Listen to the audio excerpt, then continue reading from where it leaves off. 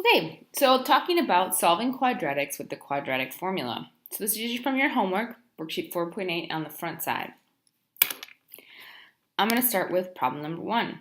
So we need to use the quadratic formula. You need to have the quadratic formula memorized. It's just one of those formulas that you need to know. So let's go ahead and write down the quadratic formula real quick and see what we have here. We know that the quadratic formula is x equals negative b plus or minus the square root of b squared minus 4ac all over 2a. So we need a quadratic in standard form so that we can have a, b, and c.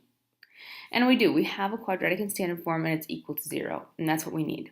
So let's identify our a, b, and c. My a is in front of the squared value here, so my a is just 1. It's my coefficient. My b is the coefficient in front of my linear value, and that is just 8. And then my c is my constant, which is negative 33. So let's plug these in. So I have x equals negative b, so I have negative 8, plus or minus b squared, which is going to be 8 squared, minus 4ac, so minus 4 times 1 times negative 33. We need to take the square root of all of that. This is all over 2a, which is 1.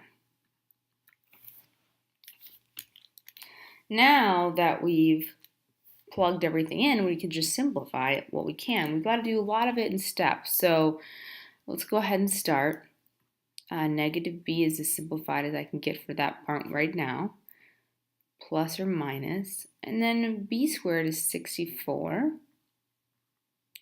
And I think about this as being negative 4 times 1, which is still negative 4, times negative 33.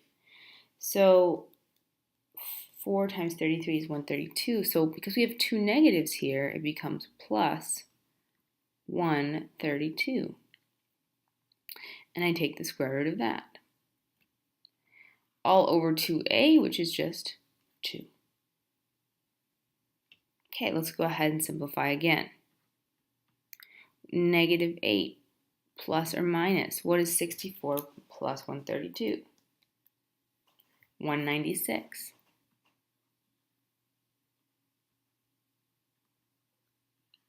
Over 2.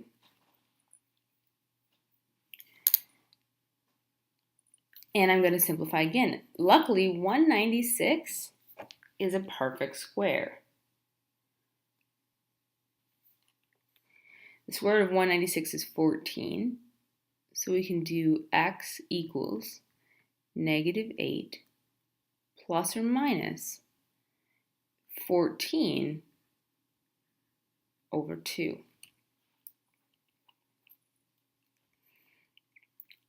So now I can just simply simplify that. So I'm going to go over here. So let's just watch right over here.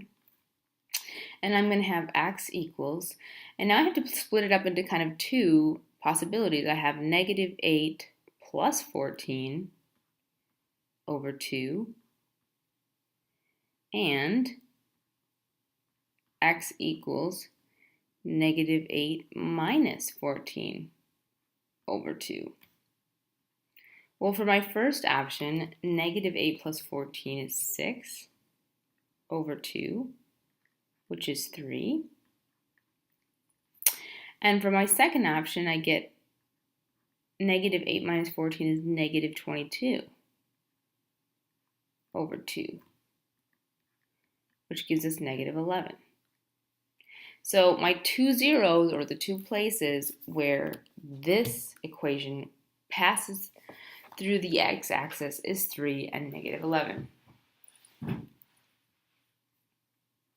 Okay, let's take a look at another one. Okay, this one is number 6, I believe. 9 squared equals 2 minus 11a. So I need to use the quadratic formula, which means I have to have it in standard form, and currently this is not in standard form.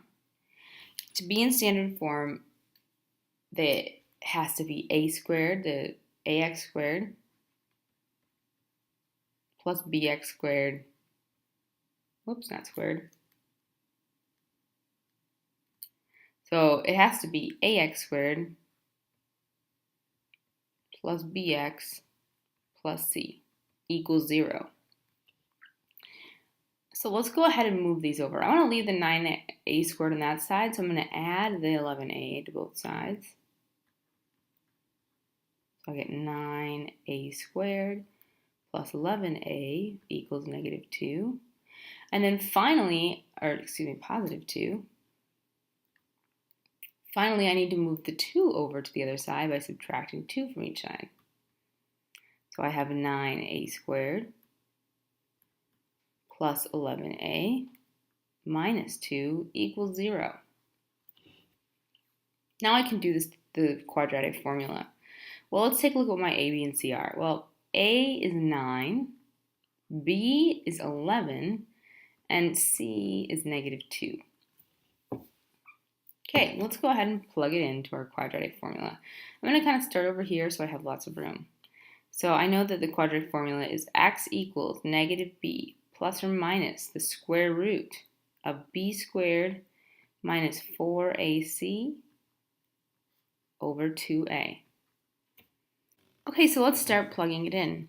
We have x equals negative 11 plus or minus b squared would be 11 squared minus 4ac, so 4 times 9 times negative 2.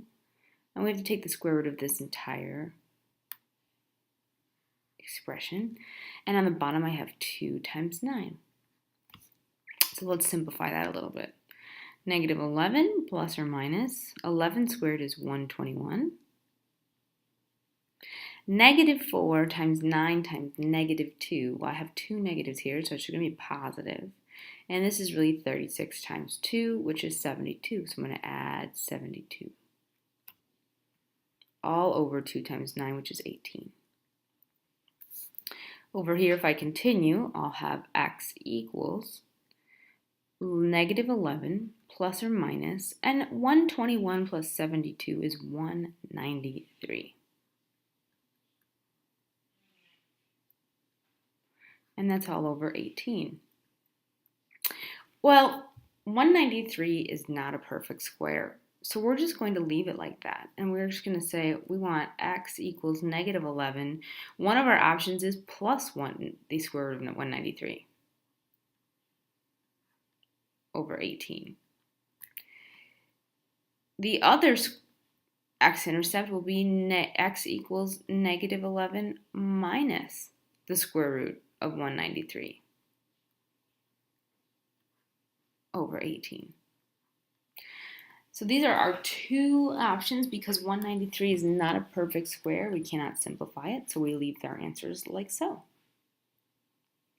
Any questions, go ahead and see me or Mr. Daniels. Have a great day.